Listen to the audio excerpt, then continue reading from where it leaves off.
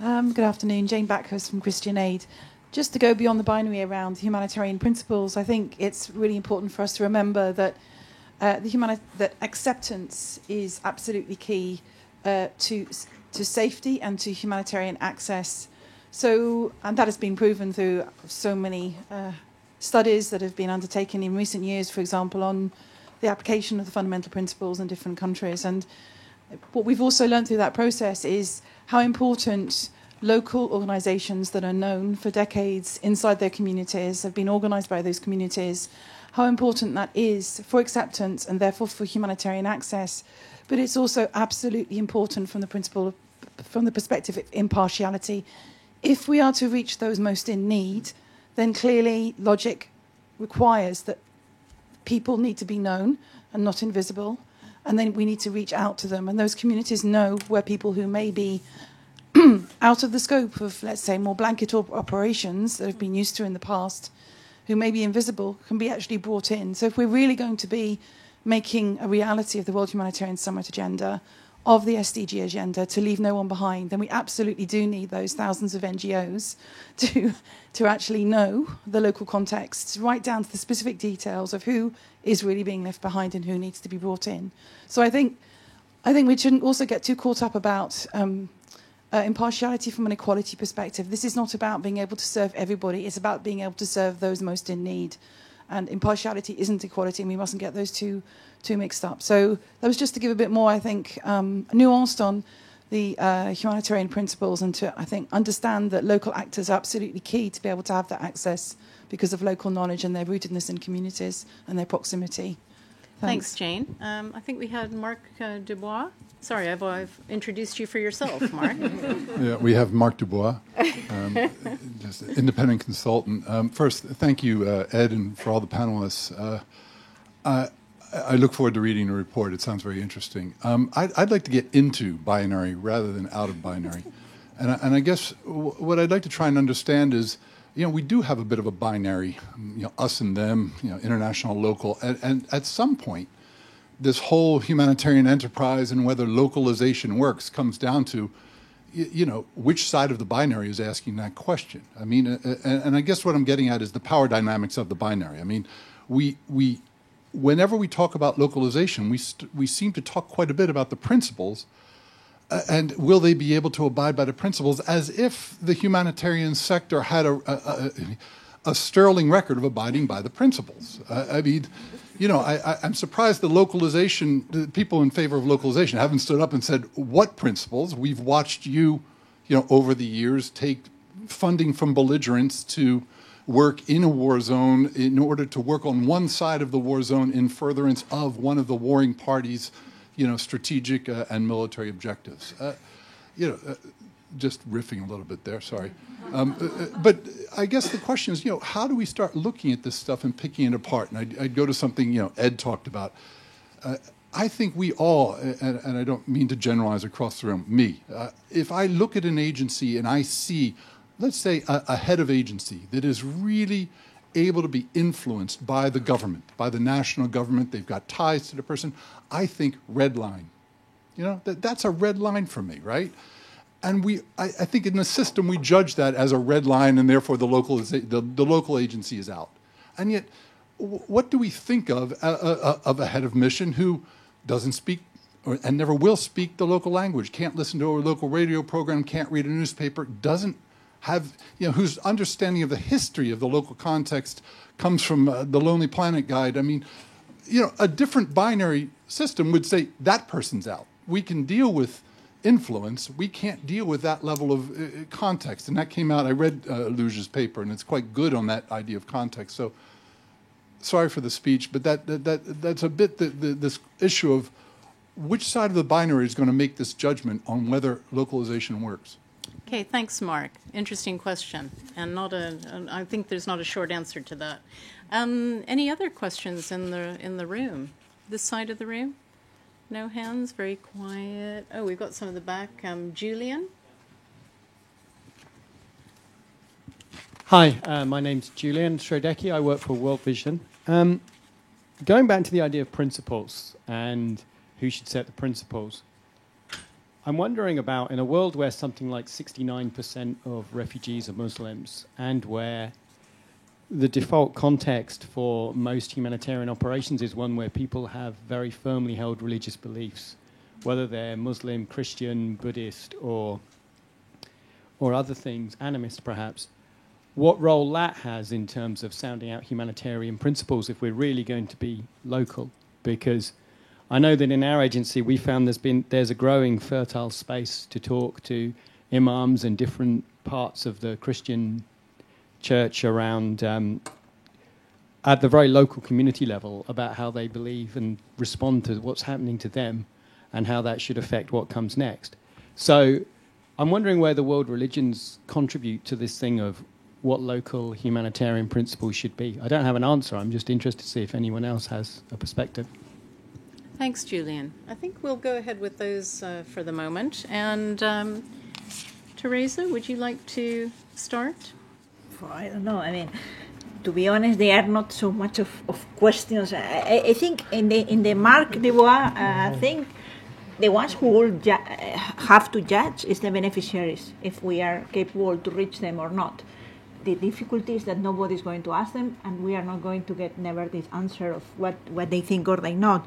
I agree with you that there are very, very different perspectives to look at the same thing. What I'm really feeling, and this is for international and local actors, is that in the peaks of wars we are seeing less and less capacity to respond to the people, and that what I see is overwhelmed local and in many places not existing internationals willing to be near to the people in the front line in the very, very difficult situations.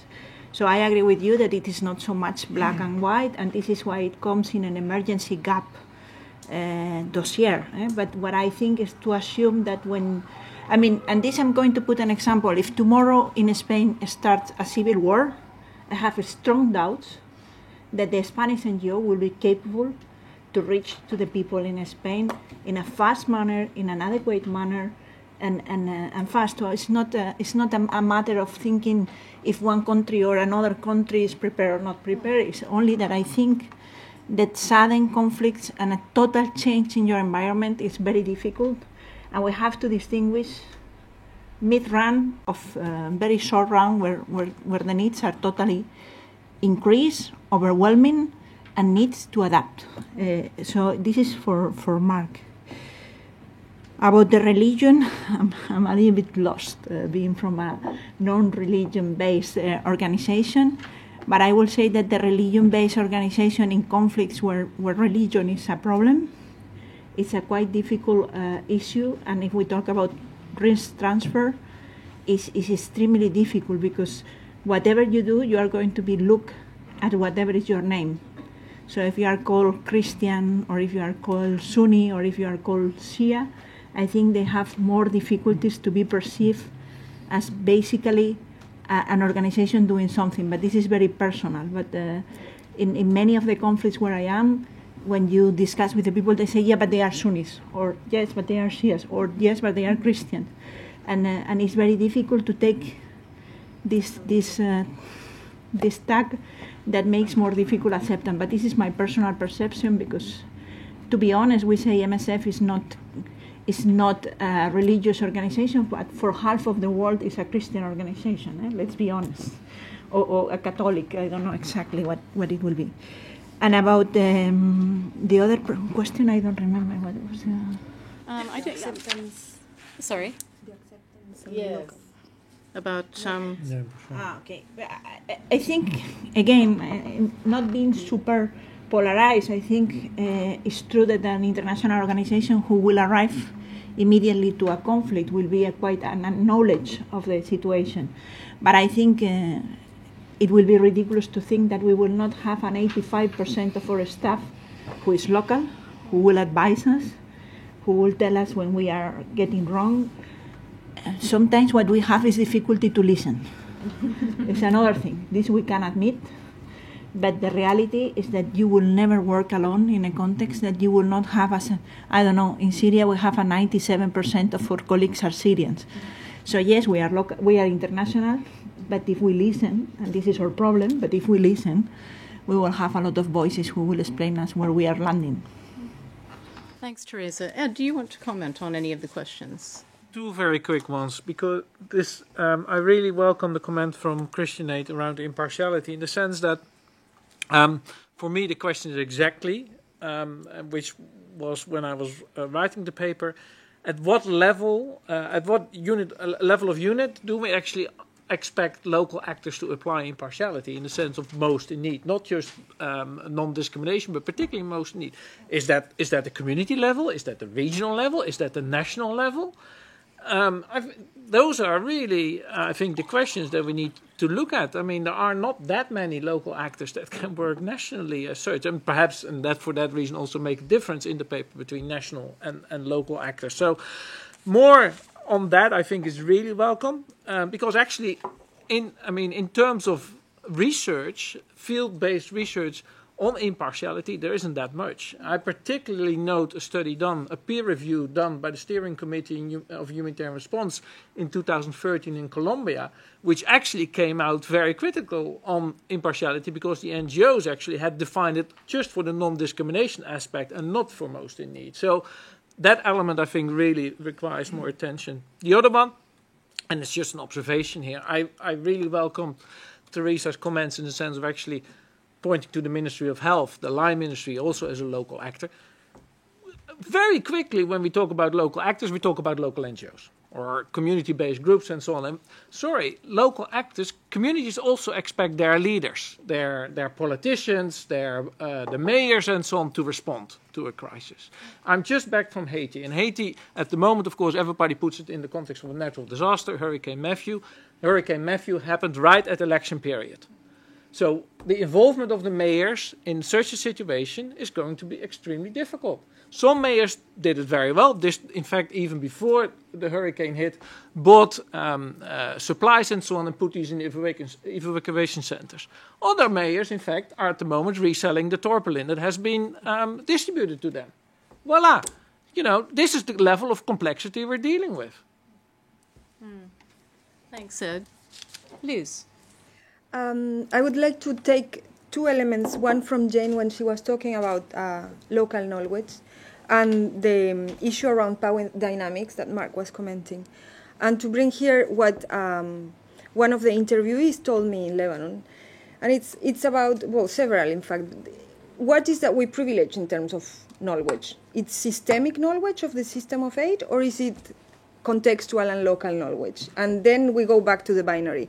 But then one particular person gave me an example. It's like, if you are a Lebanese Palestinian social worker with 20 years of experience in Lebanon, you have been through several armed conflicts and peaks, but you don't speak English and you don't know how to use a computer. At best, you are going to end up perhaps serving the tea in an international organization.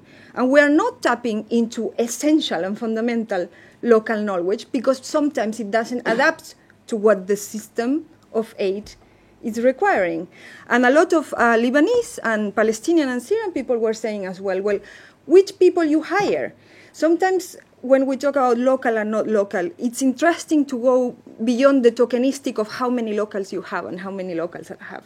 And to see who is influencing the debate and how.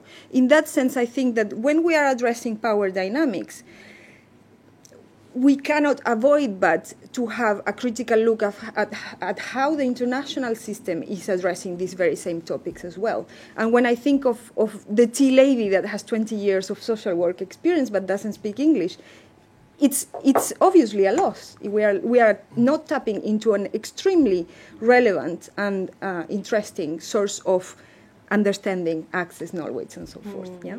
And that would be in any context, fast onset or otherwise. Charlie. Yeah, I'll pick up one. The which side of the binary makes the decision. I mean, I think that's a really good question. I like Teresa's response. Obviously, ultimately, the beneficiaries should be the ones that choose. I just think that maybe, though, and this comes back to the report, a little bit of clarification, at least the way Oxfam perceives its role in working with local actors, is it really isn't either or. It's not intended to be building local capacity so that international organizations disappear and we no longer have a role.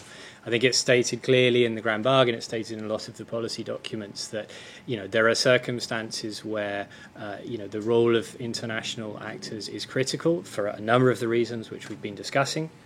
But really, the ultimate outcome, obviously, is the complementarity. The need has grown dramatically. The capacity isn't sufficient at the moment within international organisations, and there is this massive local capacity which hasn't really been supported or engaged with as effectively as it could be. So that's really where we're coming from, and I don't think it's about one or the other winning out here or coming out on top. It's really about making sure that we make the most of the resources that are available.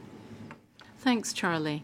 I want to go to our online audience, but I think we managed to connect with Zeydoun via Skype. We just had a message from him from the question he originally was posed here. Okay.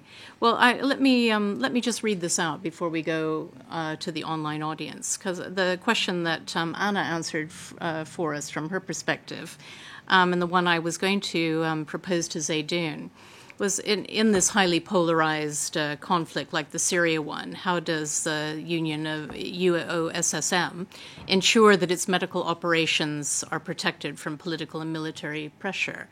And Zeydoun's response is that the Union of Syrian Medical Relief Organizations work in all territories across Syria, regardless of who is in control. This is possible for two main reasons. The first is that we follow strict neutrality to the extent that we don't mention who bombs our hospitals. We don't engage in any arguments. Secondly, we maintain strong ties with people on the ground. We use a huge network of civil actors in mediation with militias. Of course, in ISIS and government-controlled areas, we work undercover. However, Syria witnesses extremely politicized aid. Donors are biased, INGOs are biased, Syrian NGOs are biased. Obviously, not all of them are, but the majority of them are, and this makes our lives even worse. Hence, we try to build a huge network of partners to be able to protect impartiality and neutrality, but this means more work, challenges in establishing and maintaining partnerships, and a very overworked staff. So I think that gives us some food for thought there. So bearing that in mind, I want to bring in some of the online audience here. And we've got a lot of questions coming in from online. So let me start with, let me just scroll down here, because I got so many. So I think Gareth Price-Jones from CARE would like to ask, isn't localization really an acceptance that there are multiple principled options here and an attempt to slightly rebalance resources between them? Is that what we're talking about here? So he's asking whether localization isn't really an acceptance that there are multiple principled options and we just need to rebalance the resources between them. Another one, Rachel Conway from the BMS World Missionary Mission Bread Network would like to ask, how do international organizations support the local, in quotation marks, organizations who do not have a humanitarian background, but rather a development background, and they've been thrust into a humanitarian situation in conflict? So that's an interesting one. Sorry, let me just, you can tell that I'm technically challenged by how awkward I find it to use the iPad.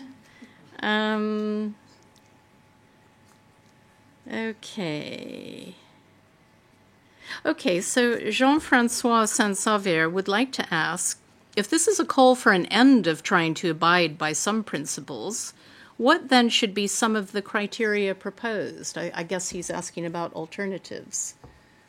Sorry, could you repeat? Sure. If this is a call for an end of trying to abide by some principles, I'm not sure that's what we're saying, but what then should be some of the criteria proposed? And then one more before we go back to our panelists, from Rachel Kidell-Monroe from MSF. Rachel's question is, does the panel have ideas about how to address the issues of perception and communication between international and local? So that's 4 there. And I think I'm going to start with Charlie this time. Can I choose? Yes. I mean, the first one is localization and acceptance of multiple principal options. Yes, I mean, I think that's very much the position that we as Oxfam at least would adopt. I think the second question, in terms of how to support local organisations not humanitarian that are thrust into, I mean, that's a critical question. And it's one that we face all the time. I mean, this comes back a little bit to the question around criteria. Above and beyond perhaps principles and capacities, there's obviously a way of working and a whole series of commitments that come with engaging in humanitarian work in conflict or not in conflict, and not putting pressure, not coming across as an opportunity for funding, not coming across as some sort of need to engage with international actors is a tricky balance for international organisations working with local organisations in this kind of context. That's why really the first question is to really understand that commitment and that willingness of the teams to engage in that. Teresa? For me, the issue of, but this is personal. I don't know if it's MSF, but for me, it's not at all a matter of resources to dedicate to one or to another. It's ensuring response, whatever it is. And if local can be better, why not? If international is needed, why not? But I will not put it as a resources division, because then I think we are very tricky on objectives. It's reaching to those in need objective. About clearly MSF normally doesn't develop organizations during a hard peak of a conflict to make sure that they are able to work.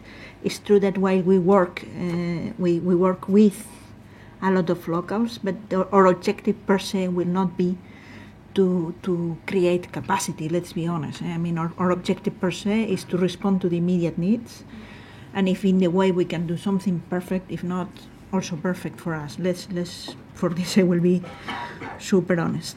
And I didn't understand very well the question of Jean-François.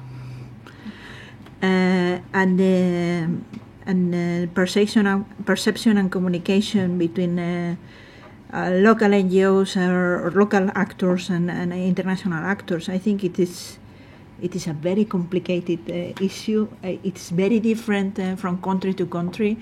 I will say that in the Middle East, at least, I have managed to understand what they think about us, because they are much more open in debating this. I think in Africa, I have much more difficulties to understand what is useful, what is less useful, and to have a very, very open dialogue on this. And I have no experience in Asia, so I cannot tell you what and in Latin America, it's very clear.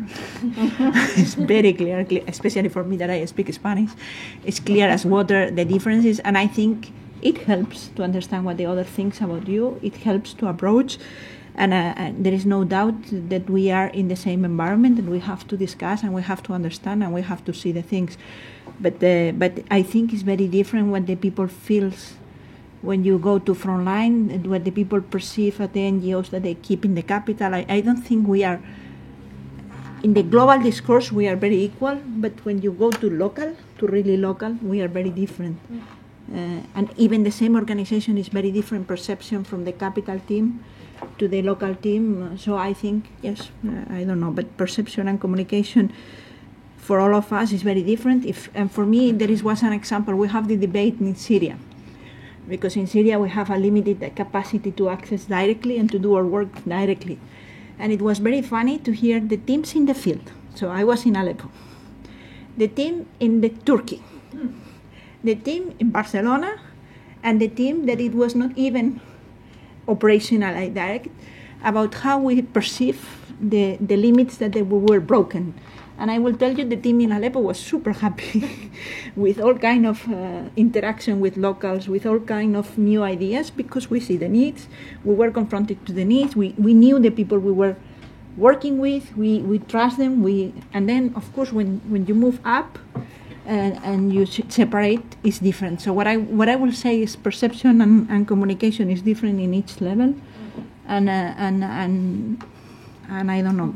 I get lost. Sorry. But you mentioned before, Teresa, about the point about us not being very good listeners, and so in terms of communication, do you think that is something that would help in all contexts?